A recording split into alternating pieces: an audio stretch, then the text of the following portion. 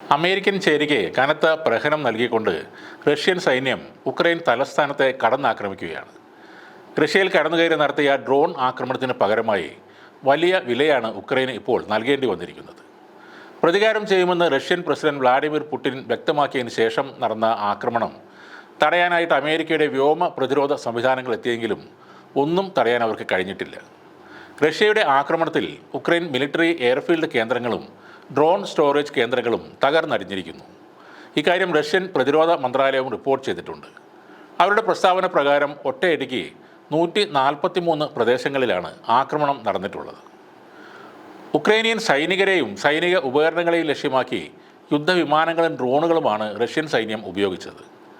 Missile സേനകളും പിരങ്കി സേനയും കൂടി ആക്രമണത്തിൽ പങ്കുചേർന്നതോടെ ഉക്രൈനിലെ സകല പ്രതിരോധ കോട്ടകളും ചാമ്പലാകുകയാണ് ഉണ്ടായത്.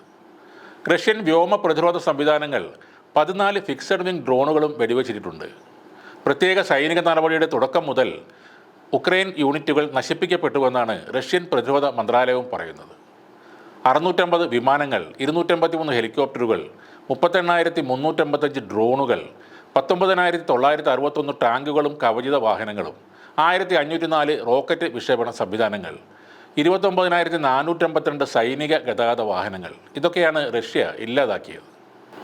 ഇതിനു പുറമെ സ്റ്റോറോഷെവോയ് ഗ്രാമത്തിൻ്റെ നിയന്ത്രണം ഏറ്റെടുത്തതായും റഷ്യൻ പ്രതിരോധ മന്ത്രാലയം വെളിപ്പെടുത്തിയിട്ടുണ്ട്. ഖാർക്കോവ് പ്രദേശത്ത് മാത്രം 50 ഉദ്യോഗസ്ഥരും 2 വാഹനങ്ങളും 3 D-30 ഹോവിറ്റ്സറുകളും ഉക്രൈന് നഷ്ടമായിട്ടുണ്ട്. റഷ്യയുടെ സപാഡ് യുദ്ധഗ്രൂപ്പിൻ്റെ സൈന്യം വലിയ നാശമാണ് ഉക്രൈനിൽ ഉണ്ടാക്കിയിരിക്കുന്നത്. യഥാർത്ഥ നഷ്ടത്തിൻ്റെ കണക്ക് ഇനിയും പുറത്ത് വരാനിരിക്കുന്നതേയുള്ളൂ.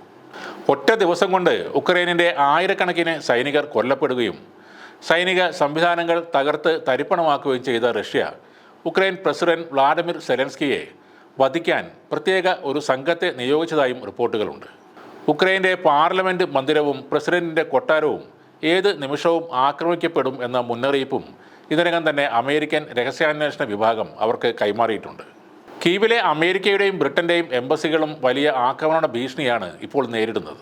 റഷ്യ കലിതുള്ളിയ അല്ലെങ്കിൽ സംഹാര താണ്ഡവം നടത്തിയ ഒരു ദിവസമായിരുന്നു ഡിസംബർ 23. എന്നാൽ അത് ഉക്രൈൻ ചോദിച്ചു വാങ്ങിയ തിരിച്ചടി തന്നെയാണ്. ചെറിയ ഡ്രോണുകൾ വഴി ആക്രമണങ്ങൾ നടത്തി റഷ്യയെ പ്രകോപിപ്പിച്ച് വലിയ നഷ്ടങ്ങൾ ഇപ്പോൾ ഏറ്റുവാങ്ങിയിരിക്കുന്നു എന്ന് തന്നെയാണ് ജർമ്മനിയും അമേരിക്കൻ ചേരിയിലെ മറ്റുള്ള രാജ്യങ്ങളും ഈ ആക്രമണത്തെ വിലയിരുത്തുന്നത്.